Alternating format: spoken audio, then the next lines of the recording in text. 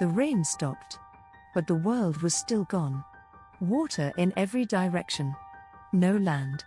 No sound. No sign of anything left. Just 8 people. Floating on what used to be everything. Here's what we skip over too fast. The flood didn't end when the rain stopped. Noah and his family stayed on that ark. For over a year. Think about that. Over 370 days. Floating. Waiting. Not knowing when. Not knowing if. Just trusting that the same God who closed the door would eventually open it again. The hardest faith isn't the kind that starts something. It's the kind that keeps going when nothing is happening. So Noah sends out a raven first. It flies back and forth, finding nothing. Then he sends a dove. It comes back. 7 days later he sends it again. And this time, it comes back with something in its beak. A freshly plucked olive branch. One small branch. And Noah knew. Life was returning. That olive branch wasn't just a branch. It was the first sign that the earth was breathing again. That one detail has carried so much meaning that thousands of years later, the whole world still uses it as a symbol of peace. The Hebrew word for dove here is Yonah. You've heard that name before. Jonah. The man who ran from God. Who was swallowed.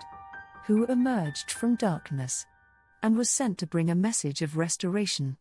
The dove and Jonah carry the same name. Both sent out. Both returning with something. Both pointing to the same thing, that after the darkness, God always sends a messenger of hope. And then God speaks. Come out of the ark. 2 words. After everything, the building, the waiting, the flood, the silence, the year of floating. 2 words. Come out. And Noah steps onto dry ground for the first time in over a year. Can you feel that moment? The ground solid beneath his feet. The sun on his face. The smell of wet earth. The world completely empty. And completely new. The first thing Noah did when he stepped off that ark wasn't build a shelter. Wasn't find food. Wasn't explore. He built an altar.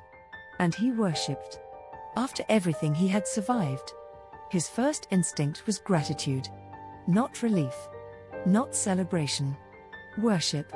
And something extraordinary happened next. The Bible says the aroma rose to God. And God said in his heart, never again. Noah's worship moved heaven. Then comes a word we've seen once before. Covenant.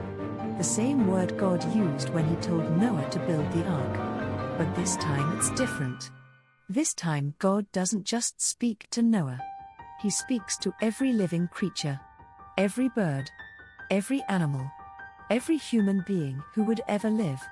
And he makes a promise so sweeping, so absolute, that it covers all of creation. Never again will all life be destroyed by the waters of a flood. And then he does something no one expected. He points to the sky. A rainbow. Now here's what stops me every time I think about this. The Hebrew word used here for rainbow is keshet, the same word used elsewhere in the Bible for a warrior's bow. A weapon. God took the symbol of a weapon, pointed it upward toward heaven, away from the earth, as if to say the war is over. I am laying down my bow. This isn't just a pretty sky after rain. This is a disarmed God, making a promise to a broken world. So let me ask you this. The next time you see a rainbow, what will you see? Light refracting through water droplets? Or a God who looked at a broken world and chose to lay down his weapon and make a promise instead? Because every rainbow since that day is God keeping his word. Every single one. The world starts again. 8 people. Empty earth. Everything to rebuild. But something is already shifting. Because one of Noah's sons is about to do something. Something that will fracture this fresh start and send ripples through the rest of human history. A moment so strange, so uncomfortable, that most people skip right past it. But it changes everything. Episode 25 is coming. And you won't see it coming.